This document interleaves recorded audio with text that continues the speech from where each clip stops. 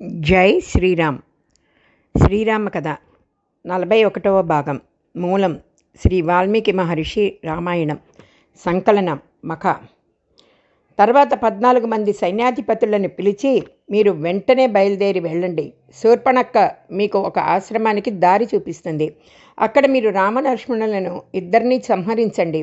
వాళ్ళని చంపాక ఇక్కడికి తీసుకురండి. నా చెల్లి వాళ్ళ రక్తాన్ని తాగుతుంది అన్నాడు. ఇది రాక్షస గుణం. తాపసులైన ఆ రామలక్ష్మణుల్ని చంపడం చాలా తేలికని భావించి ఆ 14 మంది పెద్ద పెద్ద కేకలు వేసుకుంటూ ఆశ్రమానికి చేరుకున్నారు. అప్పుడు శూర్పణఖ వాళ్ళకి రామలక్ష్మణుల్ని చూపించింది.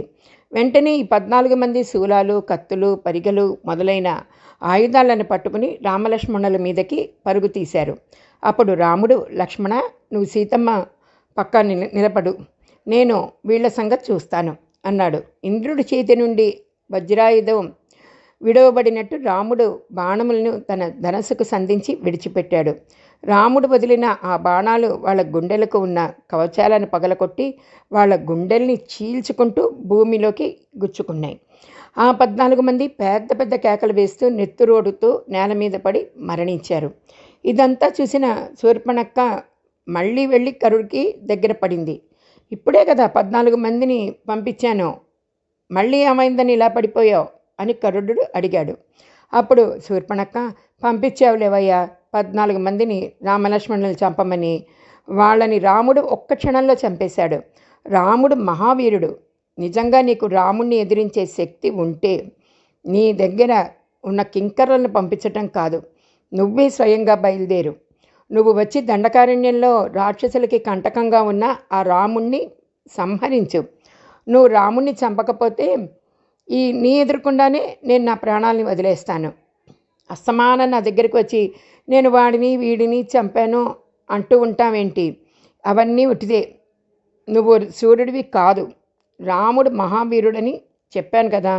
వెంటనే లేచి ఎక్కడికన్నా నువ్వు పారిపో అంది. ఇది రెచ్చగొట్టే వైఖరి అన్నమాట. ఈ మాటలు విన్న కరుడికి ఎక్కడ లేని ఉక్రోషం వచ్చి, నేను ఇప్పుడే బయలుదేరుతాను. నా ఎదుట యుద్ధంలో దేవేంద్రుడే నిలబడ్డా సంహరిస్తాను. మృత్యుదేవతకి మృత్యువుని నేను కానీ యుద్ధానికి వెళ్తే నా ముందు నిలబడగలిగేవాడు అంటూ ఎవ్వడు ఉండడు అని పలికి 14,000 మంది రాక్షసులతో కలిసి రామలక్ష్మణుల మీదకి యుద్ధానికి బయలుదేరాడు. ఆ కరుడు బంగారంతో చెయ్యబడ్డ రథమెక్కి బయలుదేరాడు. అప్పుడు గాడిద రంగులో ఉన్నటువంటి మేఘాలు ఆకాశంలోకి వచ్చి ఎర్రటి నీటిని వర్షించాయి. ఆయన రథాన్ని నడుపుతున్న గుర్రాలు చాలా సమతలంగా ఉన్నటువంటి ఆ దారిలో తొట్టుపడి ముందుకు పడిపోయి పైకి లేచి నడిచాయి. ఆకాశంలో సూర్యుడి చుట్టూ నలుపు ఎరుపు రంగుల వలయాలు ఏర్పడింది. ఒక గద్ద ఎగురుతూ వచ్చి ఆయన ధ్వజం మీద వాలి వెళ్ళిపోయింది.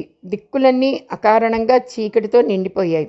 నక్కలు నోట్లో నుంచి అగ్నిని కక్కుతూ ఎదురుగా వచ్చి పెద్దగా ఏడిచాయి. ఇన్ని దుశ్శకనాలు ఎదురొచ్చినా ఆ కరుడు వాటిని లెక్క పెట్టకుండా ముందుకు వెళ్ళాడు. ఆ కరుడి చుట్టూ 12 మంది రాక్షస సేనానులు నిలుచున్నారు. వాడితో పాటు దూషణుడు, త్రిశరకుడు, ప్రసూది, స్థూలక్షుడు, మహాపాలుడు మొదలైన భయంకరమైన రాక్షసులు కూడా బయలుదేరారు. అటు పక్క రాముని ఆశ్రమంలో పక్షులు చిత్ర విచిత్రమైన కూతలు కూస్తున్నాయి. భూమి ఒక్కసారి కంపించింది. అలా కంపించటం వలన బంగారు పిడి కలిగిన ధనస్సు ఎగిరెగిరి పడుతోంది. బాణముల చుట్టూ ధూమము ఆవరించింది. అప్పుడు రాముడు లక్ష్మణుడితో పిలిచి, లక్ష్మణ, నిష్కారణంగా పర్ణశాలలో ఉన్న ధనస్సు భూమి కంపించేసరికి ఎగిరెగిరి పడుతోంది. అలాగే బాణముల చుట్టూ ధూమం అనిపిస్తోంది. అంటే గొప్ప యుద్ధం వస్తోందని ధనుర్బాణాలు ఆనందపడుతున్నాయి. దూరంగా పక్షి కూస్తోంది. అంటే ఆ యుద్ధంలో జయాపజయాలు దైవ నిర్ణయాలు. నా ఎడం భుజం అదురుతోంది కనుక ఖచ్చితంగా మనం గెలుస్తామని అనుకుంటున్నాను. అందుకని లక్ష్మణ, నువ్వు వెంటనే ధనుర్బాణములని పట్టుకుని సీతను తీసుకుని ఎవరు చూసినా కూడా కనపడనంతగా చెట్లతో కప్పబడిన ఒక పర్వత గుహలోకి వెళ్ళిపో. నేను యుద్ధం చేస్తాను. నువ్వు నాతో సీతమ్మని తీసుకుని లోపలికి వెళ్ళిపో అనే మాటలు చెప్పమాక నువ్వు యుద్ధం చేయలేవు అని కాదు. నువ్వు ఒక్కడివే వీళ్ళని చంపగలవు, కానీ వీళ్లతో యుద్ధం చెయ్యాలని నేను కోరుకుంటున్నాను. అంతేకాని నిన్ను తక్కువ చేసి చూడటం లేదు. నేను చెప్పింది విని తొందరగా సీతను తీసుకుని వెళ్ళిపో అన్నాడు. అప్పుడు సీతమ్మని తీసుకుని లక్ష్మణుడు ఒక పర్వత గుహలోకి వెళ్ళాడు. క్రోధంతో కోదండాన్ని పట్టుకుని ఉన్న రాముణ్ణి చూస్తే ఆనాడు పినాకిని అనే ధనస్సుని పట్టుకుని దక్షయజ్ఞాన్ని ధ్వంసం చేయటానికి నిలబడ్డ రుద్రుడైన శివుడిలా ఉన్నాడని వాల్మీకి మహర్షి చెప్పారు. ఆశ్రమానికి వచ్చిన కరుడు తన సైన్యంతో రాముణ్ణి చుట్టుముట్టాడు. మధ్యలో రాముడు ఒక్కడే ఉన్నాడు. రాముడి చుట్టూ 14,000 మంది రాక్షసులు నిలబడ్డారు. అప్పుడు వాళ్ళు రాముడి మీద బాణాలు, శూలాలు, గదలు మొదలైనవి విసిరారు. వాటి దెబ్బలకి రాముడి ఒళ్ళంతా నెత్తురోడింది.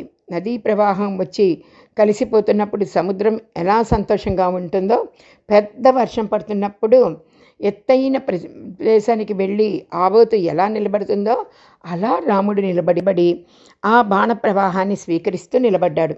రాముడు ఒక్కసారి తన ధనస్సు తీసి మండలాకారంగా తిప్పి ఆ రాక్షసుల మీద బాణప్రయోగం చేశాడు. ఎప్పుడు ఆ అక్షయ బాణ తూణీరాలలో నుంచి బాణాలు తీశాడో, ఎప్పుడు ఆ బాణాన్ని తన ధనుసుకు సంధించాడో, ఎప్పుడు గురి చూసి ఆ బాణాన్ని విడిచిపెట్టాడో ఎవ్వరూ చూడలేరు. అంటే అతను నిలబడటమే చూశారు, కానీ అతను తిరిగి బాణప్రయోగం చేయటం ఎవరు చూడలేదు. అంత వేగంగా బాణప్రయోగం చేశాడు. రాముడు ఒక్కడు నేల మీద నుంచి యుద్ధం చేస్తుంటే దారుణంగా 14,000 మంది రాక్షసులు రథాలలో ఉండి రాముడితో యుద్ధం చేస్తున్నారని ఆకాశంలో దేవతలు, మునులు నిలబడి రాముడికి విజయం చేకూరాలని ఆశీర్వదించారు. ఆ యుద్ధానికి దిక్కులన్నీ కదిలిపోతున్నాయి. పర్వతాలు ప్రకంపించాయి. వనదేవతలు వనాన్ని విడిచి పారిపోయాయి. క్రూరముఖాలు దిక్కును బట్టి పారిపోయాయి. రాముడు బాణ పరంపరకి ఏనుగు తొండాలు తెగిపోయాయి. గుర్రాల కాళ్ళు రాలిపోయాయి. రాక్షసుల కంఠాలు నేల మీద పడ్డాయి. కొందరికి భుజాలు, కొందరికి కాళ్ళు తెగిపోయాయి. రాముడు ఏకకాలంలో 14 బాణాలని వింటినారికి తొడిగి విడిచిపెట్టేవాడు. అలా ఆ 14,000 మంది రాక్షసుల్ని రాముడు ఒక్కడే సంహరించాడు. దూషణుడు ఆగ్రహంతో ఒక పరిగని పట్టుకుని రాముడి మీదకి వచ్చాడు. అప్పుడు రాముడు వాడు 2 చేతులు నరికి ఒక దెబ్బ కొట్టాడు. రాముడు కొట్టిన దెబ్బకి ఆ దూషణుడు ఏనుగు పడిపోయినట్టు నేల మీద పడి మరణించాడు. ఇంకా ఆ యుద్ధరంగంలో కరుడు, త్రిశర్కుడు మాత్రమే మిగిలారు. కరుడి ఆజ్ఞ మేరకు త్రిశర్కుడు యుద్ధానికి వచ్చి రాముడి చేతిలో మరణించాడు. అప్పుడు కరుడు రాముడితో భయంకరమైన యుద్ధం చేశాడు. రాముడు వింటినారిలో బాణం తొడుగుతుంటే ఆ కరుడు అపారమైన వేగంతో తన రథంతో వచ్చి రాముడి పిడికిని మీద కొట్టాడు. ఆ దెబ్బకు వింటినారి తెగిపోయి ఆ ధనస్సు విరిగిపోయింది. అప్పుడు ఆ కరుడు అమితమైన వేగంతో రాముడి గుండెల మీదకి బాణాలు వేసేసరికి ఆయన కవచం చిట్లిపోయి కింద పడిపోయింది. అప్పుడు ఆయన రాముడి గుండెల మీద బాణాలతో కొట్టాడు. ఆ దెబ్బలకి పర్వతాల నుంచి సెలయేళ్లు పారినట్టు రాముడి గుండెల నుంచి రక్తం కారింది. అప్పుడు రాముడు పక్కనే ఉన్న అగస్త్య మహర్షి ప్రసాదమైన విష్ణుధనస్సును తీసుకుని కరుడితో ఇలా అన్నాడు: వాడు ముల్లోకాలంలో పరిపాలించగల సమర్థుడైన పాపకర్మములను చేస్తున్నవాడు మాత్రం బతకడు. లోకానికి విరుద్ధమైన పనులు చేస్తూ బతికేవాడిని కొంతకాలం లోకం తల వంచి ఉండవచ్చు, కానీ వాళ్ళకి ఒకసారి అవకాశం వస్తే 10 మందిలో ఒక్కతే వెళ్ళిపోతున్న పాము కనపడితే అందరూ కర్రలతో కొట్టి చంపినట్టు అందరూ కలిసి అటువంటి వాడిని చంపేస్తారు. ఎక్కడో పర్ణశాలలో కూర్చుని తపస్సు చేసుకునే ఋషుల మీద నీకు ఎందుకు ఆగ్రహం? వాళ్ళని ఎందుకు బాధ పెట్టావు? వాళ్ళని బాధ పెట్టిన ఫలితాన్ని నువ్వు ఇప్పుడు అనుభవిస్తున్నావు. ఏ ఋతువులో ఏ పువ్వు పుయ్యాలో ఆ ఋతువులో ఆ పువ్వు పూస్తుంది. అలా పాపం యొక్క ఫలితాన్ని ఎప్పుడు ఇవ్వాలో పరమేశ్వరుడికి తెలుసు. ఆయన ఇవ్వడం సిద్ధం చేసినాడు. ఈ ఫలాన్ని అనుభవించండి. ఏ భూమిని నువ్వు ఇంతకాలం బాధ పెట్టావో ఆ భూమి ఈనాడు నీ ఒంట్లో నుంచి కారే వేడి నెత్తురు తాగుతుంది. నువ్వు ఇంతకాలం చేసిన పాపాలకి ఫలితంగా నీ కుత్తుకను తీసేస్తున్నాను అన్నాడు. ఆ మాటలకు ఆగ్రహించిన కరుడు యమపాసం లాంటి ఒక అద్భుతమైన గదని రాముడి మీదకి విసిరాడు. ఆ గద దారిలో అడ్డొచ్చిన చెట్లని కాల్చుకుంటూ రాముడి మీదకి దూసుకువచ్చింది. అప్పుడు రాముడు ఏకకాలంలో కొన్ని బాణముల్ని ప్రయోగించగా ఆ గద మార్గమధ్యంలోనే తుత్తునీయులు అయిపోయింది. తర్వాత రాముడు వేసిన బాణాలకు ఆ కరుడి ధ్వజం, గుర్రాలు, సారథి పడిపోయారు. ఆ బాణాలు కరుడి గుండెల్లో దిగేసరికి ఆయన గుండెల్లో నుంచి నెత్తురు ఏరులై ప్రవహించింది. ఇక తాను చనిపోతానన్న ఆక్రోశంతో అక్కడే ఉన్న ఒక పెద్ద సాలవృక్షాన్ని పెరికించి దాన్ని రాముడి మీదకి వెయ్యపోగా రాముడు చెట్టుని నారాచ బాణములతో ముక్కలు చేశాడు. అప్పుడు ఆ కరుడు రాముడి మీద పడపోగా ఆయన బాణం పెట్టి కొట్టగానే కరుడు భూమి మీద పడి మరణించాడు. రాముడు ఆ 14,000 మంది రాక్షసుల్ని 1 గంట 12 నిమిషాల్లో సంహరించాడు.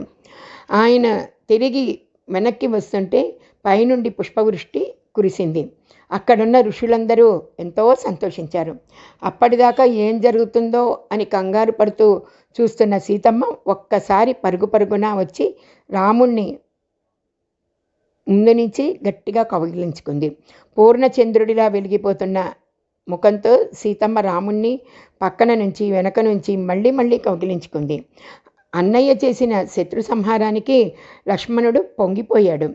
చంద్రుడి వంటి ముఖంతో సీతమ్మ కౌగిలించుకునేసరికి రాముడు తన కష్టాన్నంతా మర్చిపోయాడు. అప్పుడు వాళ్ళంతా ఆనందంగా పర్ణశాలలోకి వెళ్ళారు. సశేషం. వ్యాఖ్యాత మీనా.